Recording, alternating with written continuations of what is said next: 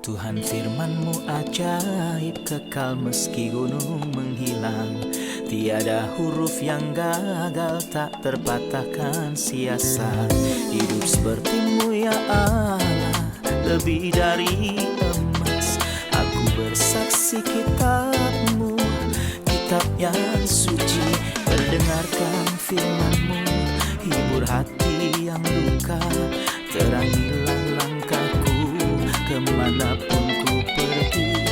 Biarkanlah firman-Mu berkuasa atasku. Ubahkanku, bebaskanku, ku mau menyenangkan-Mu. Ku mau menyenangkan-Mu. Salam jumpa pemirsa terkasih, saya menyambut Anda sekalian dimanapun Anda berada dalam episode terbaru program studi harian kita Semua Kitab Suci. Kita masih mempelajari Kitab Obadja. Kitab Obadja adalah salah satu dari kitab nabi-nabi kecil yang ada dalam Perjanjian Lama, dan ini adalah kitab dengan satu pasal dan jumlahnya 21 ayat. Namun isinya adalah penghakiman atas Edom. Orang Edom adalah keturunan Esau yang mengusik umat Allah pada masa lalu selama zaman Perjanjian Lama. Hari ini dengan kasih karunia Tuhan, kita akan melanjutkan studi kita dari ayat 10 sampai akhir pasal. Untuk memulai, izinkan saya untuk menyambut tamu kehormatan di studio, seorang hamba Tuhan, Saudara Yosef Riyad. Selamat datang, Saudara Terima Yosef. kasih, Saudara Ayat. Sebuah kehormatan. Tuhan berkati Anda. Kami juga menyambut hadirin di studio, selamat datang.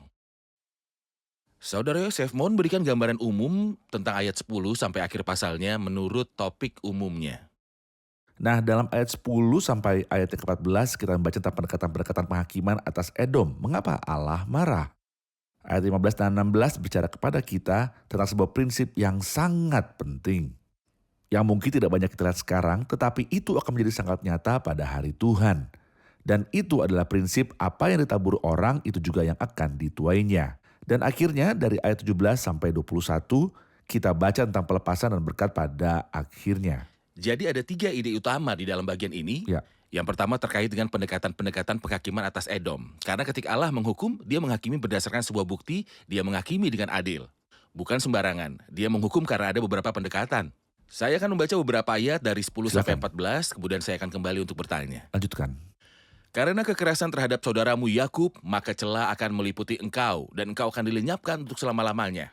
Pada waktu engkau berdiri di kejauhan, sedang orang-orang luar mengangkut kekayaan Yerusalem, dan orang-orang asing memasuki pintu gerbangnya, dan membuang undi atasnya, engkau pun seperti salah seorang dari mereka itu. Janganlah memandang rendah saudaramu pada hari kemalangannya, dan janganlah bersukacita atas keturunan Yehuda pada hari kebinasaannya, dan janganlah membual pada hari kesusahannya. Janganlah masuk ke pintu gerbang umatku pada hari sialnya, bahkan janganlah memandang ringan malapetaka yang menimpanya pada hari sialnya. Dan janganlah merenggut kekayaannya pada hari sialnya. Janganlah berdiri di persimpangan untuk melenyapkan orang-orangnya yang luput, dan janganlah serahkan orang-orangnya yang terlepas pada hari kesusahan. Apa yang dilakukan orang Edom kepada umat Allah melalui ayat-ayat ini yang layak mendapatkan penghakiman? Jelas bahwa mereka tidak adil terhadap orang-orang ini. Dan saya menghubungkan ini dengan ayat-ayat sebelumnya, di mana kita membaca tentang keangkuhan Edom atau kebanggaan Esau yang membuatnya berpikir bahwa tidak ada Allah, akulah Allah. Dan kita telah mengatakan bahwa tidak disebut tentang Edom bahwa mereka memiliki sebuah berhala atau Tuhan atau dewa yang mereka sembah. Seperti Kamos dewa Moab atau Milkom hal yang keji dari orang Amon. Tidak, Edom tidak memiliki itu. Dia adalah ilah bagi dirinya sendiri. Kenapa? Dia tidak memilikinya karena dia adalah Allah. Dia adalah pribadi Allah. Ketika manusia mencapai suatu keadaan di mana dia menganggap dirinya sebagai pribadi Allah, maka dia harus berusaha dengan ketidakadilan. Baca Mazmur 14 dan Mazmur 53. Tidak ada Allah. Dan kemudian dalam ayat 4, tidak sadarkah semua orang yang melakukan kejahatan yang memakan habis umatku seperti memakan roti. Mereka memakan orang. Mengapa? Karena tidak ada Allah. Itulah sebabnya orang Edom ini menganggap bahwa tidak ada Allah. Lihat apa yang ia katakan di dalam ayat yang ke-10. Karena kekerasan terhadap saudaramu Yakub. Dia menyebut Yakub bukan Israel. Dia ingin menyatakan kita bahwa ini adalah seorang yang kamu dibesarkan bersama di rumah yang sama. Kamu dibesarkan bersamanya di dalam buaya yang sama. Kau bahkan bersamanya di dalam rahim yang sama. Karena kekerasan terhadap saudaramu Yakub, maka celah akan meliputi engkau dan engkau akan dilenyapkan untuk selama-lamanya. Seperti yang telah kita katakan, ada pemulihan untuk kedua pembuangan orang Amon dan orang Moab. Ada berkat untuk Asyur dan satu lagi untuk Mesir. Di masa depan. Di masa depan, Tetapi Edom, Edom dan Babilonia tidak memiliki berkat. kita membaca bahwa ketika Tuhan mengucapkan kutukan yang definitif, ia tahu kapan harus menggunakan hukuman yang pasti dan final dan berkata engkau akan dilenyapkan untuk selamanya. Atau jika ada dalam rencana masa depan Allah untuk membawa kembali umat ini, dia akan memberitahu kita sesuai dengan Alkitab. Benar. Tetapi apakah benar secara sejarah? Sekarang kita menemukan sebuah konfirmasi terhadap kata-kata Alkitab bahwa tidak ada Edom sekarang ini. Di mana? Di mana mereka? Ketika kita baca kitab Malaki pasal pertama itu jelas. Edom berkata, kami telah hancur tapi kami akan bangun kembali runtuhan itu. Maka beginilah firman Tuhan semesta alam. Mereka boleh membangun tapi aku akan merobohkannya dan orang akan menyebutnya daerah kefasikan dan bangsa yang kepadanya Tuhan murka sampai selama-lamanya. Matamu akan melihat dan kamu sendiri akan berkata Tuhan maha besar sampai di luar dari Israel. Itu sebabnya kita tidak membaca dalam nubuat tentang berkat apapun yang diberikan kepada mereka di detik akhir. Dan di hari ini di mana mereka? Di mana orang Edom ini? Di bagian mana di dunia mereka berada? Mereka tidak ada. Tanah mereka ada tetapi orang itu sendiri dilenyapkan untuk selama-lamanya. Benar. Jadi ayat 10 salah satu pendekatan penghakiman yang pertama adalah bahwa dia tidak adil kepada saudaranya Yakub dan memperlakukannya dengan kekerasan. Ayat 11, apa pendekatan kedua yang menjadi dasar Tuhan menghukum Edom?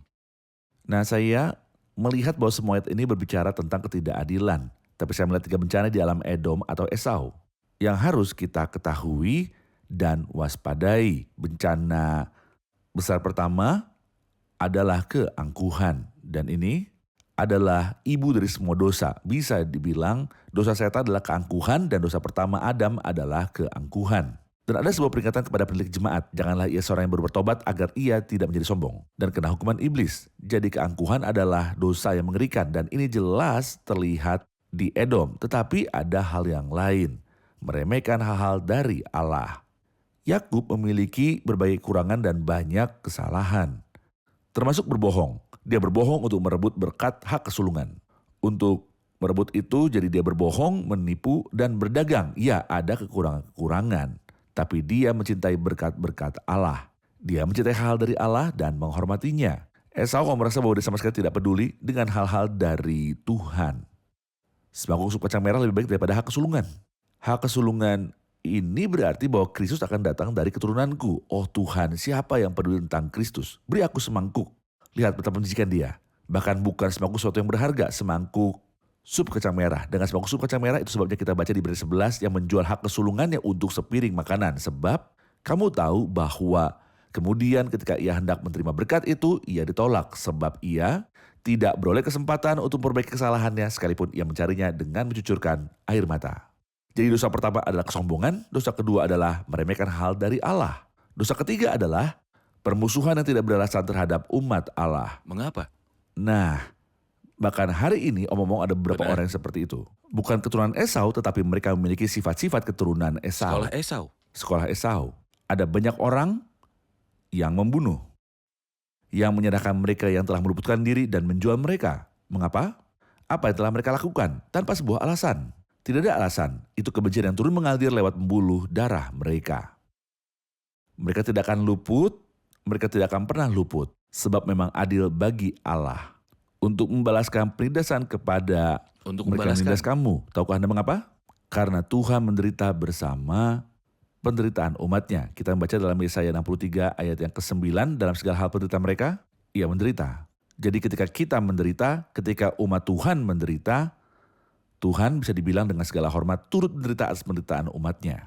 Jadi ketika kamu membuat Tuhan menderita, apakah kamu siap menghadapi Tuhan kita? Sebab memang adil bagi Allah untuk membalaskan penindasan kepada mereka yang menindas kamu. Dan untuk memberikan kelegaan kepada kamu yang ditindas juga kepada kami. Pada waktu Tuhan Yesus dari dalam surga menyatakan dirinya. Jadi inilah 3 dosa itu dan saya berharap bahwa pemirsa tidak hanya mempelajari kitab Obadya bersama kami, tapi juga akan mengetahui bahwa ketika kamu menyakiti salah satu umat Allah, kamu menyakiti dirimu sendiri. Kita membaca dalam kitab Zakaria pasal yang kedua, sebab siapa yang menjamah kamu berarti menjamah biji matanya.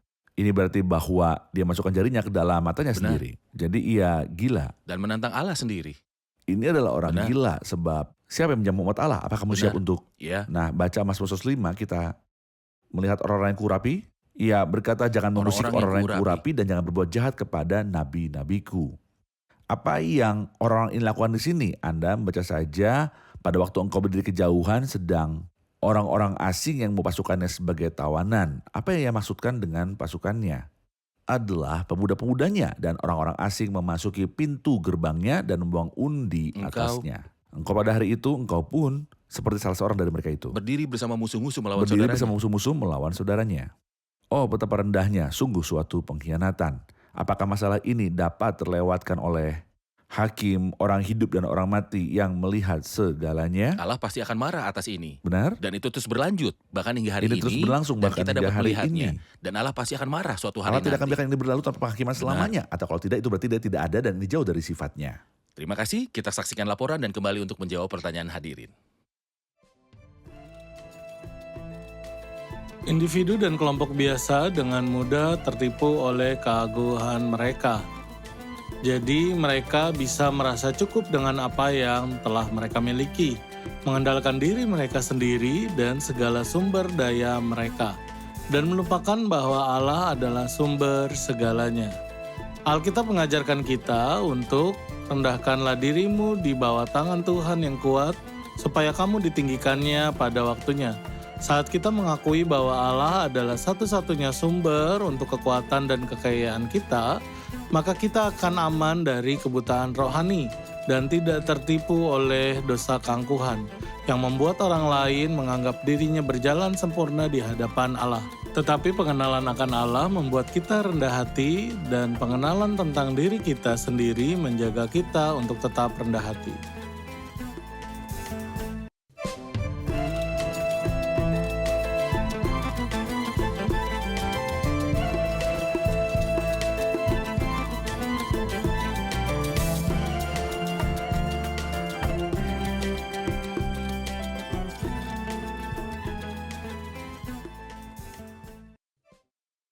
Saudara Yosef, Anda telah bercerita kepada kami tentang beberapa dosa yang dilakukan oleh orang Edom terhadap orang Israel. Tetapi di sini kita membaca di ayat 10, karena kekerasan terhadap saudaramu Yakub, konsekuensi dari ini adalah penghakiman yang adalah cela akan meliputi engkau untuk selama-lamanya. Sementara kita membaca kisah Yakub dan Esau, saya tidak melihat bahwa Esau tidak adil terhadap Yakub. Sebaliknya, orang yang membaca kisah ini dengan baik akan melihat bahwa Yakub secara curang memanfaatkan rasa lapar dari kakaknya. Silakan. Di sini kita membaca tentang umat Yakub dan umat Esau. Esau dan Yakub sebagai individu. Esau dan Yakub sebagai individu. Esau dan Yakub sebagai individu. Sekarang mengenai Esau dan Yakub sebagai individu, sebenarnya saya tidak melihat bahwa Yakub tidak adil kepada Esau. Karena dia menjual itu padanya. Dia lelah dengan semangkuk sup kacang merah. Yang satu lagi, memanfaatkan kesempatan dengan baik. Dia adalah pedagang yang baik. Karena dia menemukan sedang kelaparan, dia berkata, saya siap memberi kamu semangkuk sup kacang merah. Tapi untuk ditukar apa? Apa yang kamu akan berikan sebagai imbalannya? Jual dahulu kepadaku hak kesulunganmu. Karena Esau tidak menghargai hal-hal dari Allah, ia menjawab, sebentar lagi aku akan mati. Apa gunanya bagiku hak kesulungan itu? Jadi, cerita tentang semangkuk sup kacang merah adalah masalah perdagangan.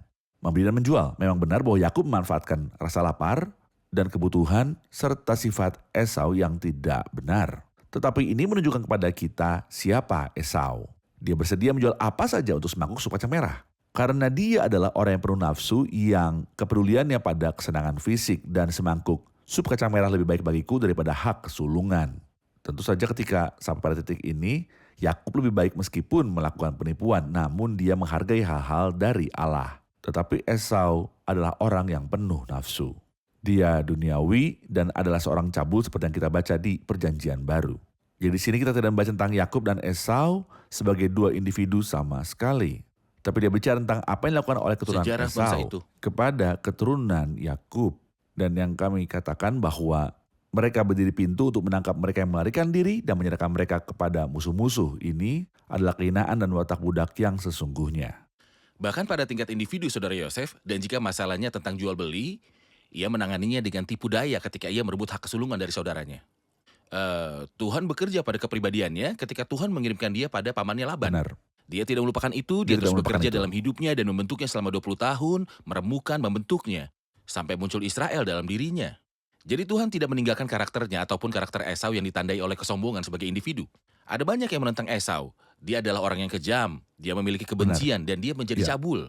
Sebagai individu, baik Yakub ataupun Esau tetap saja Akan lahir dua bangsa besar, bangsa Yakub dan bangsa Esau, bangsa Edom di kemudian hari. Ketika umatnya melakukan kesalahan, Allah akan menangani mereka secara adil. Dan ketika orang Edom melakukan kesalahan, Allah akan menangani juga mereka secara adil. Dalam kedua kasus, Allah tidak mengabaikan kejahatan, baik umatnya maupun orang lain. Baik di dalam umatnya maupun dengan orang-orang lain. Apa yang Anda katakan sangat penting jika kita meninjau kembali cara Allah bersama dengan Yakub karena dia peduli kepadanya.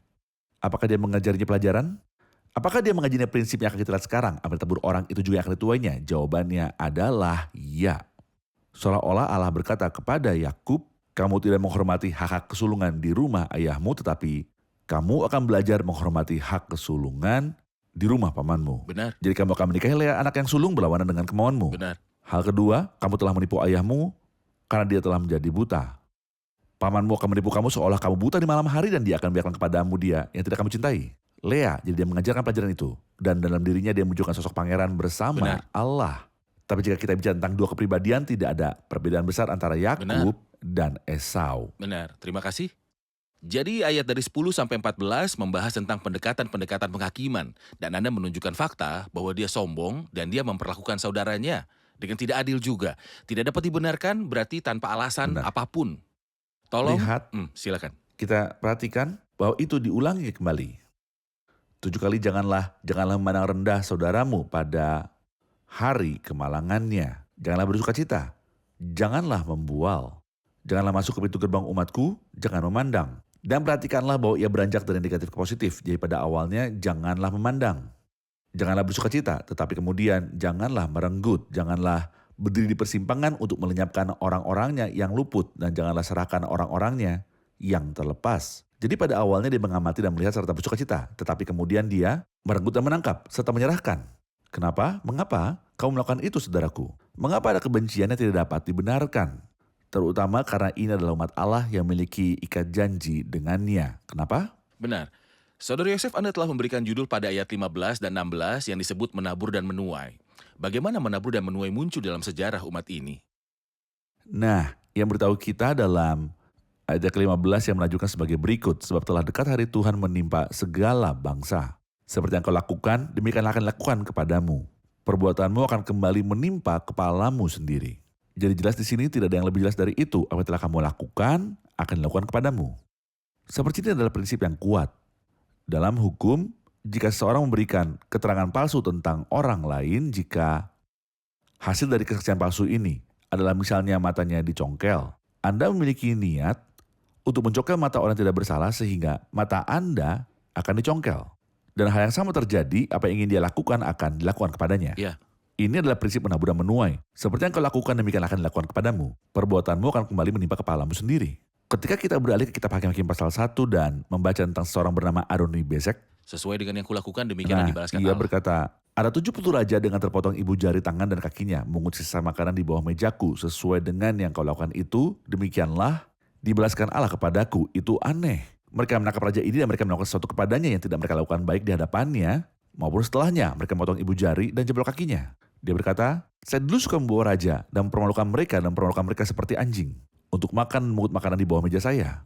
Apa yang saya lakukan pada orang lain terjadi kepada saya. Ketika Anda baca kisah Daniel misalnya, mereka melemparkannya ke dalam gua singa. Namun Tuhan menyelamatkan dia. Ia mengatupkan mulut singa-singa. Benar? Keesokan harinya mereka yang mengeluh tentang Daniel bersama wanita dan anak mereka dilemparkan ke dalam Benar. gua singa. Sesuai Benar. dengan yang kulakukan itu demikianlah dibalaskan Allah padaku. Dan karena itu Anda selalu mendapati bahwa ia, dalam Mazmur 7 kita membaca ia membuat lubang dan menggalinya, tetapi ia sendiri jatuh ke dalam pelubang yang dibuatnya. Terima kasih Saudara Yosef, kita rehat sejenak dan kembali untuk menjawab pertanyaan hadirin.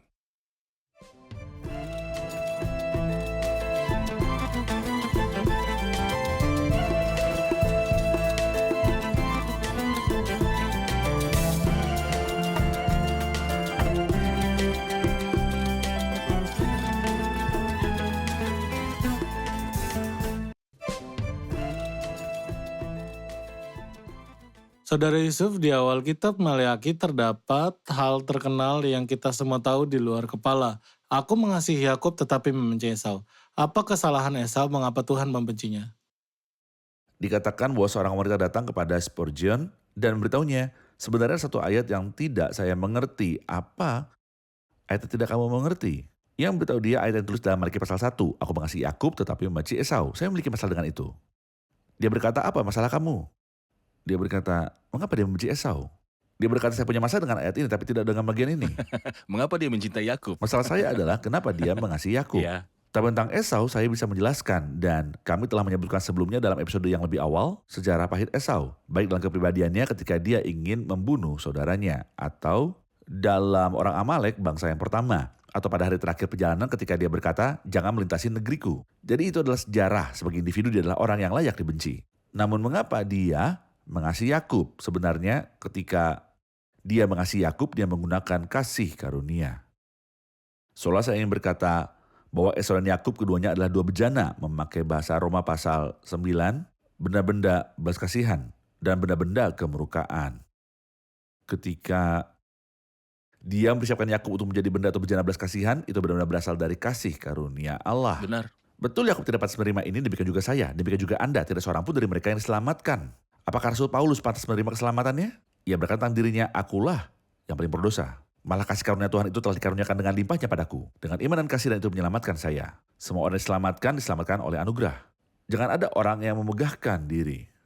Sebab karena kasih karunia kamu diselamatkan oleh iman, itu bukan hasil usahamu tetapi pemberian Allah. Namun ketika ia menaruh kesabaran yang besar terhadap benda-benda kemurkaannya yang telah disiapkan untuk kebinasaan, ia tidak berkata bahwa Allah menyiapkan benda-benda untuk dihancurkan. Dan saya ingin mengatakan omong-omong bahwa ada orang yang mencampur adukan. Dua hal, mereka berkata, dari rahim aku mengasihi Yakub tetapi membenci Esau. Tidak, mereka mencampur dua ayat yang tidak ada hubungannya satu sama lain. Ayat tapi aku mengasihi Yakub tapi membenci Esau tidak muncul dalam kitab Kejadian. Maleaki, Tapi kita baca kitab Maleaki di Perjanjian Lama. benar. Dalam kitab Kejadian kita membaca bahwa dari rahim Tuhan berkata bahwa ada dua bangsa dan dua umat. Suku bangsa yang satu akan lebih kuat dari yang lain dan anak yang tua akan menjadi hamba kepada anak yang muda. Tapi tidak ada mengasihi dan membenci dalam kitab Kejadian. Tetapi kita membaca yang lebih tua akan melayani yang lebih muda. Apakah ini hak Allah untuk melakukan ini Itu atau adalah tidak? haknya. Tentu itu adalah Otoritas haknya. Allah. Otoritas Allah. Saya lahir di lingkungan ini di Mesir. Seseorang lahir di Amerika Serikat dan yang lain di Jepang dan yang lain di Jerman. Dan ada seseorang yang lahir di antara suku Eskimo dan yang lain di hutan Afrika. Mengapa? Otoritas Allah. Otoritas Allah. Beberapa orang mungkin berkata saya lahir dalam keluarga kelas menengah. Ada orang lain yang terlahir di keluarga yang sangat kaya. Dan ada orang lain yang lahir dari pengemis. Kenapa saya tidak dilahirkan? Itu otoritas Allah. Dia melakukan ini dan itu adalah otoritas Allah. Tapi ketika aku mengasihi Yakub tapi benci Esau tidak muncul dalam kitab Kejadian. Dan itu tidak disebutkan sebelum mereka dilahirkan. Tetapi setelah ia hidup. Dan di sini dia tidak bicara tentang Yakub itu sendiri ketika dia berkata aku mengasihi Yakub. Tidak juga tentang Esau itu sendiri ketika dia berkata tapi membenci Esau. Sejarah bangsa Tapi itu. dia bicara tentang bangsa dan umat. Benar. Sejarah sebuah bangsa yang membuktikan bahwa mereka layak untuk dibenci. Saya percaya bahwa kitab Obadya dan ayat dari 10-14 sudah cukup untuk membuat siapapun membenci orang-orang seperti ISIS di Perjanjian Lama. Baik.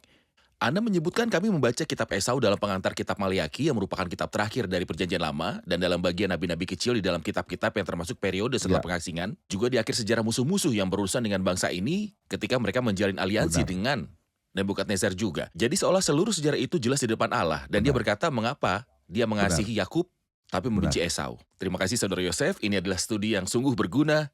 Semoga kita berhati-hati agar tidak terjatuh di dalam dosa-dosa mereka, supaya menjalani hidup dengan takut akan Tuhan selama menumpang Amin. di dunia ini. Amin. Terima kasih semua, Tuhan memberkati.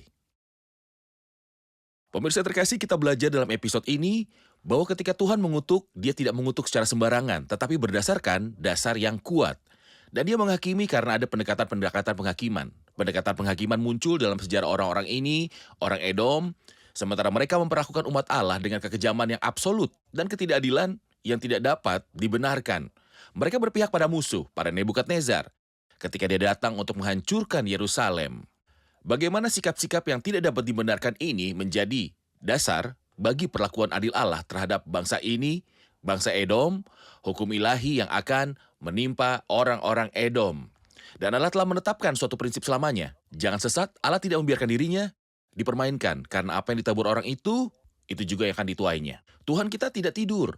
Tuhan kita melihat, Tuhan kita mencatat, dan Tuhan kita merekam. Segala sesuatu telanjang dan terbuka di hadapan Allah. Kegelapan jelas di hadapan Allah. Kebencian jelas di hadapan Allah. Kasih dan belas kasihan juga jelas di hadapan Allah. Segala sesuatu jelas. Dan apa yang ditaburkan, itu yang dituai. Jika yang ditaburkan adalah sebagai biji kecil, tetapi akan ada penggandaan saat panen. Jadi, jika kamu menaburkan kebencian dan pembunuhan, Nantikanlah Allah, hakim yang adil untuk kelimpahan dalam panen. Ada penghakiman yang mengerikan bagi semua orang yang telah memperlakukan anak-anak Allah dengan tidak adil, atau bahkan memperlakukan manusia secara umum dengan tidak adil.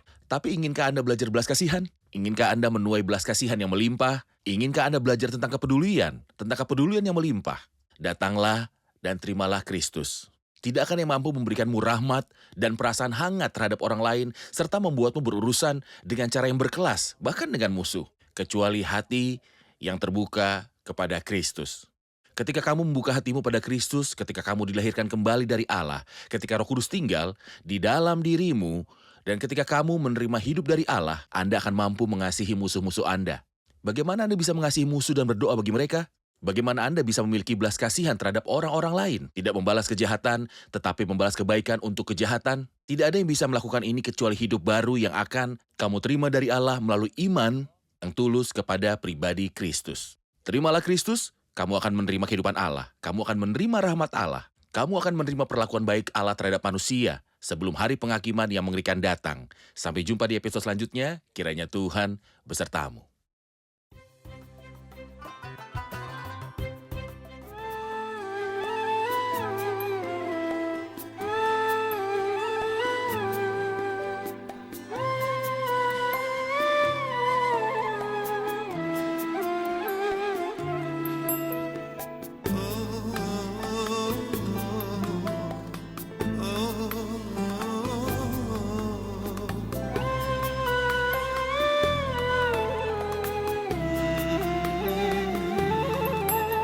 عايز أحبك بجد، مش بالقول والكلام، ولا يبقى في قلبي حد أبقى لك بالتمام. عايز أحبك بجد، مش بالقول والكلام، ولا يبقى في قلبي حد أبقى لك بالتمام.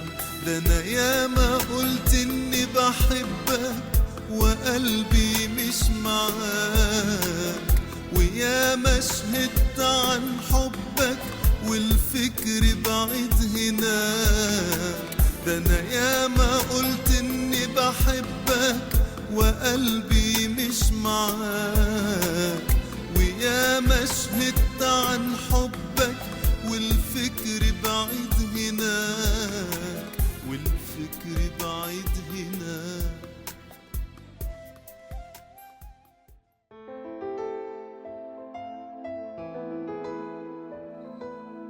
Tuhan firman-Mu ajaib, kekal meski gunung menghilang. Tiada huruf yang gagal, tak terpatahkan sia-sia. Hidup seperti-Mu ya Allah, lebih dari emas. Aku bersaksi kitab-Mu, kitab yang suci. Mendengarkan firman-Mu, hibur hati yang luka. Terangilah langkahku kemanapun ku pergi. Biarkanlah firman-Mu berkuasa atasku. Ubahkanku, bebaskanku, ku mau menyenangkan-Mu.